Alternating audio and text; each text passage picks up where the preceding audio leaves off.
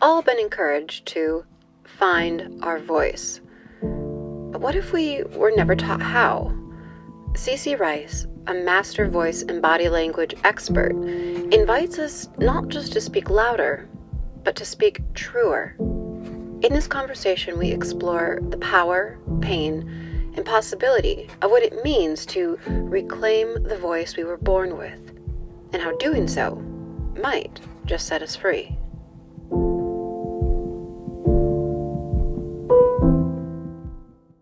Thank you so much, CC Rice, for joining me here on AwareNow to share this space and to share your story. Thank you so much.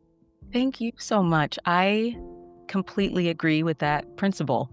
I just taught a whole workshop yesterday, and the first part of the 7 essentials of a great speech is gratitude.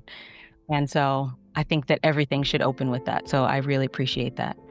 And I appreciate you in this conversation that's about to take place, beginning with, as we've all heard, it's not what you say, but how you say it. Mm-hmm. We've heard this, we know this. So I would love to start here. I would love to hear you speak on how the weight of words is dependent on how they're delivered. Yeah. Well, I would honestly say it's both. It is what you say, and it is how you say it, because our subconscious mind is revealing things all the time through the language that we choose, because language that we choose is connected to our history, whatever image is in our mind, and how we are defining that image, however we've processed or interpreted a feeling is coming through a pathway that is as old as we are, even if it's unconscious. And then there's the other unconscious or conscious part of it, which is pitch and placement and breath and support and the shape of the body that's creating all of those things. So my major philosophy is your body is the instrument, your voice is its music. And so whatever the body is doing, the sound of the instrument is going to be a product of that body, whether it is tense, tight, stressed, full of breath or not. And all of that is going to interact with our history and our trauma and our habits and our holdings and our stress level and our comfort level and our health. And it's all going to be filtered through whatever music is being played by the voice in that moment. So it all matters. I say that a lot to my clients. Everything matters. And it's really okay for things to matter if we can take ownership of what matters for us, right? Yeah. Well, that's just about the most beautiful thing I've heard in response to that cliche that we all know. I will say that was one thing in terms of words and how we share them, how we express them, that I fell in love with sign language years ago, because your body really becomes as you said, the instrument, And so to say very different things, right? Like the example I share is like, I'm waiting. You say that. Or you can say, or you can say, right. 3 different things I just said. And it had nothing to do with the words, but how they were conveyed. Absolutely. And that is beautiful, actually, because then you have to actually be attuned to all of it. You don't get to ignore any part of what's happening. And that's where I'm at. Yes. Well, that's a beautiful place to be at. And yes, beautiful. So, when we talk about the value of voice, we recognize it as more than a sound. It's, to your point, a memory, a vibration, even a wound. Yes. Question now for you is, when did you first realize that trauma can be voiced? Wow. I think I had to go through it to understand. And I had the opportunity to go through it pretty early in my life, which at the time I thought was a curse. But now I recognize that I was being prepared for a chapter in my life where I would actually be able to use these skills for people that are my peers, people that are not too much younger than I am, and that it actually helps me bridge a gap. I realized it when I was probably 16, and my jaw started to lock every morning. I'd wake up and I couldn't open my mouth.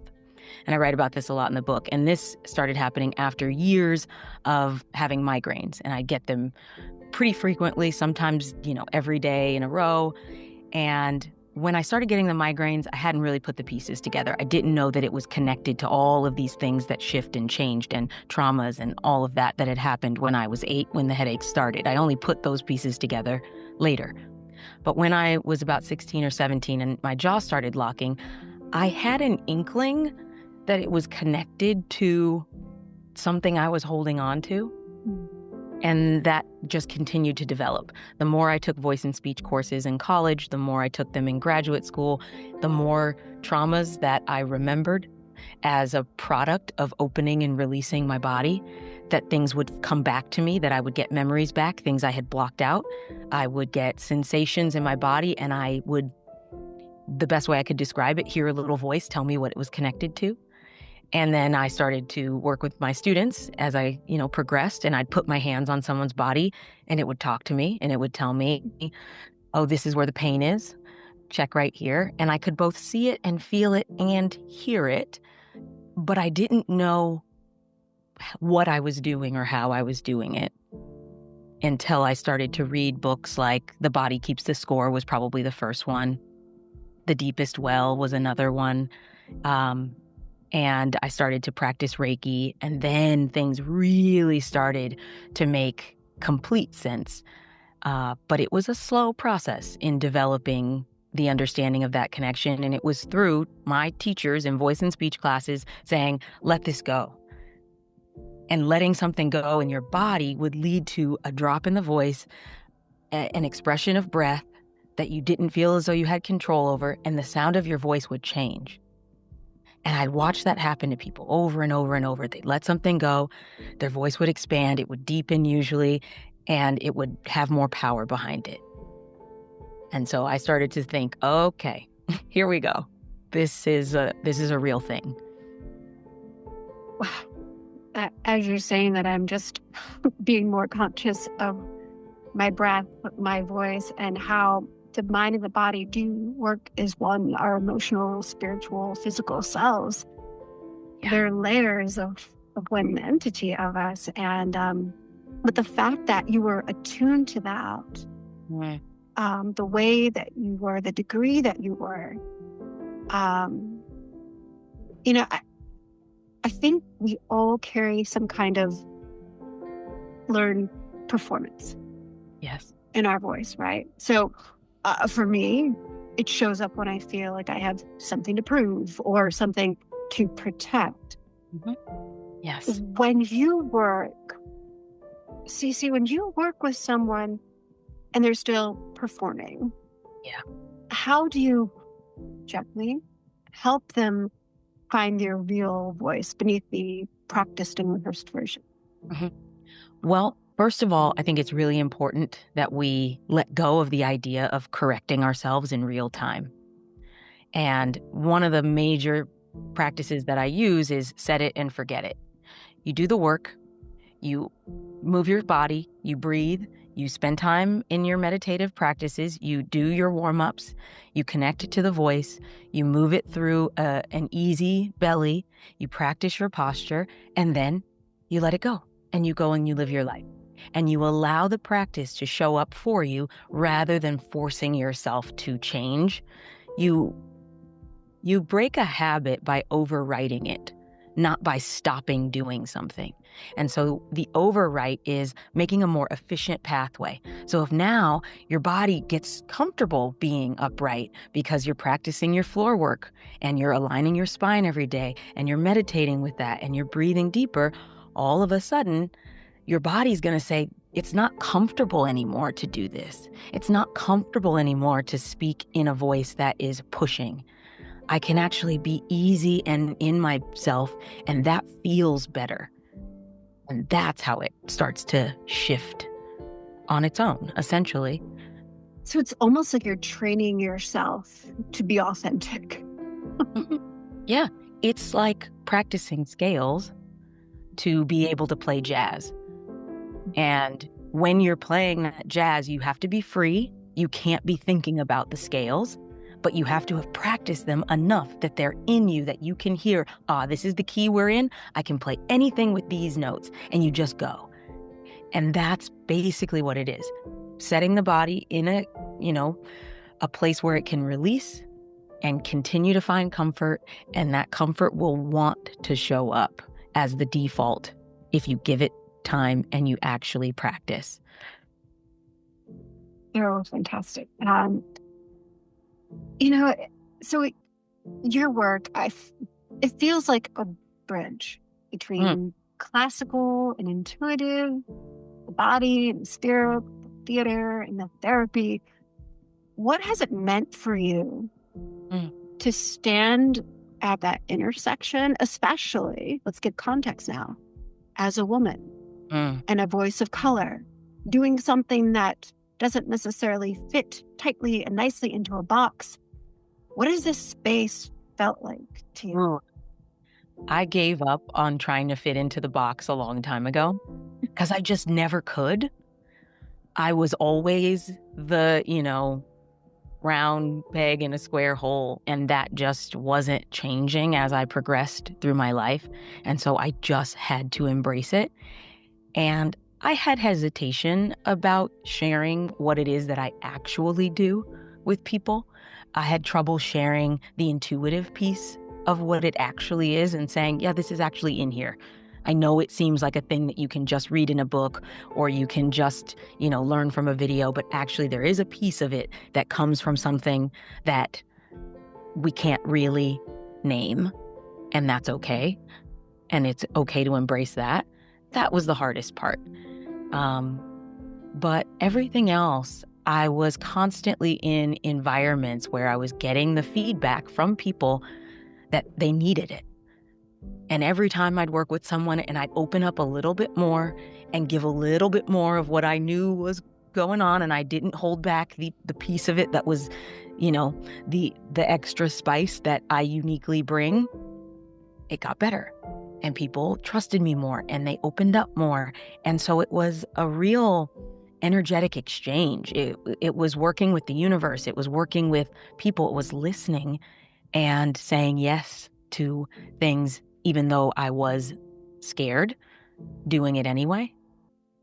And I also, as a woman of color, I think it's very important, and I should say as a Black woman, it's very important to show other Black women how to use their voices in a way that is sometimes perceived as threatening and still be okay if that's your natural voice, to exude kindness because of the kindness that you show yourself, not because that is what society wants you to do, that you don't always have to behave in a way that makes you seem, angelic. Sometimes you do have to be ferocious. Sometimes you have to allow your righteousness to show up. Sometimes it's appropriate to yell. Sometimes it's appropriate to cry. And again, the more I did that in my classrooms, and my students and my clients could see that I was a real person demonstrating the full breadth of emotion, it gave other people permission to do so. And so I kept getting that good feedback. And that's also what theater does for you. In the rest of our lives, you cry, you yell at somebody, you have a tantrum, and people will give you a negative reflection. Oh, that was too much for me. That was too loud. That was too this, too that. You do that on stage in a Greek play like the one I'm working on right now, and that's what everybody needs to facilitate their own cathartic response to all those feelings that they've been pushing down, and they applaud you for it.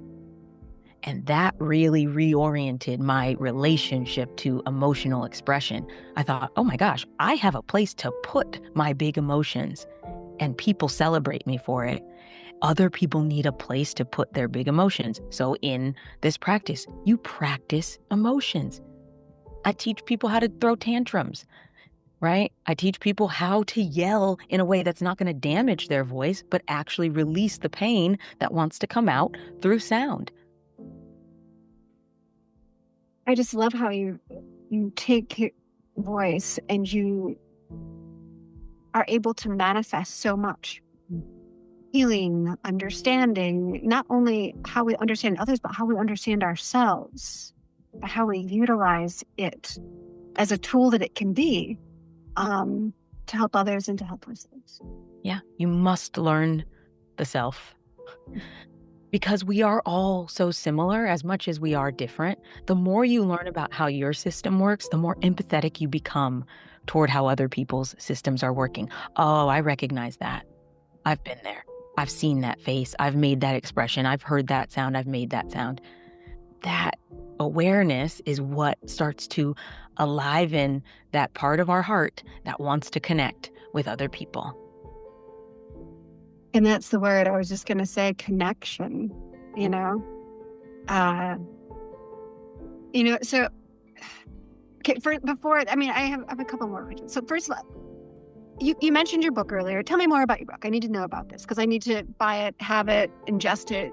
Tell me about this book of yours. Yeah, so the book is called The Root of Awareness, Tools to Ground and Grow Vocal and Physical Communication.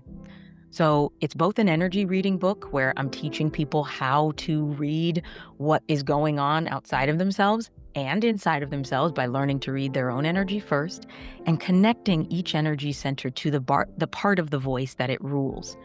So for instance, the root is connected to physical response, right? It is connected to the earth and our immediate needs, our physical needs. And it is ruling ages 0 to 2. Right? The root of life. And that time period is where all the sounds you make are responsive to your physical well-being and your environment, right? Baby's gassy, baby's tired, baby's hungry. Those are all going to be different cries, different sounds. Baby's happy, baby's sleeping, all of that.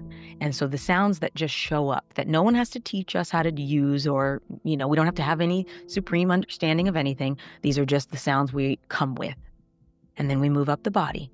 And your sacral chakra is your intimate voice, the one you use when you're speaking to someone who you want to be close with, who you can share intimacy with. And then you move up to the volume center, solar plexus, where the diaphragm lives, where you can really produce more sound if you know how to activate that fire center, right? And then you get to the heart, compassion, which also includes the lungs. So now we're talking about pitch. And the heart voice is the compassionate voice. It's the voice we use with babies. Oh, hi, how are you? Like all that up and down that we do because we're communicating through sound, but not necessarily language, right? The language is there because we need to communicate, but we're using pitch so that this other being can absorb us. And then we get to clarity at the throat, where the teeth, the lips, the tip of the tongue all make sure that what we are feeling comes through and has clarity and container. And get to the third eye, which is now the inner voice, how you talk to the self. Whose voice is that? Is it your voice? Is it your mom's voice? Is it God's voice? Is it a plethora of voices? And then we get to the crown, which is the head voice, which is like our bell that we can ring, those high-pitched sounds that send frequency far beyond the body and help us connect to all the systems that are outside of us. It's the concept is sort of like when opera singers hit a high note and it breaks glass by reaching the same frequency. That's that. It's moving through space. It's beyond the body, and it's finding things that it vibrates and synchronizes with and puts those things into connection. I'm kind of at a loss for words right now. That was so beautiful. This whole science and sacred quality about our voice and how and when we use it and why. Mm-hmm. Really powerful. Yeah. Now, for anyone who feels like they've lost their voice, not just in the literal sense, mm-hmm. but in the emotional and energetic one, what would you say to them? And not as a teacher, but as a fellow traveler on a path back. to self. Cece, what would you say? Okay. Well, the first thing I would say would be read the book, because it'll do a lot of that work for me. Mm-hmm. But, part of the reason why my company is called Guided Inspiration is I tell my clients and my students all the time, I'm not a coach. A coach is a person who stands on the sidelines and yells at you to do something better that they used to be able to do. Guide is someone who takes you along a path that they have been down and shows you the way so that you can do it on your own. And so for me, it's about not thinking you have to do it by yourself. You must find community. You must find safe spaces. You must find safe people to practice expression. And I think it's really important, especially if you feel like you've lost that connection to your voice. You can really only find that by experiencing speaking and letting it land on something or someone else and feeling that energy reverberate through them. It's one thing to walk around and talk to yourself in your house, which I'm a big fan of and we should all be doing. It's another thing to say those exact same things on the person that they are meant for. You feel a completely different experience when you do that. But that takes practice and it takes courage. And oftentimes we've been put in positions where we are in the deep end of communication without the foundational skills. And so for me, that's what the book is. It's all that foundational root stuff to get you slowly back to trust within yourself. Again, the root is the safety, security, trust center. So we start at the bottom with safety, making sure you have a safe space, a community, a person, a place for you to send sound, or reestablishing or healing the times in the past where you haven't had safety. Identifying those, putting language to them if you can, and if you can't put language to them, just releasing sound about them. Just feeling whatever's still stuck in there and releasing it. A lot of times we're just compacted. There's just so much holding in us, so much tension and tightness, keeping the voice from being able to be expressed in moments where it's needed, that we have to undo and let that little air out of the tire so that then we become a little more malleable, a little more able to listen and breathe and respond, rather than feeling like, now I'm stuck, I can't do anything. Wow. I'm just trying to wipe my eyes here because everything you've shared is so powerful. It speaks to the value of voice and that our voice is our most valuable asset we will ever have in our lives. And the fact that we don't have not a coach, but a guide who recognizes that and who has found a way to harness and explain that. Mm-hmm. Thank you so much, Cece, for sharing your story, your book, for helping all of us become a bit more aware. Thank you for having me. What a great conversation. What great questions you asked. Beautiful questions. I'm so appreciative to have had the time. So thank you so much. Thank you.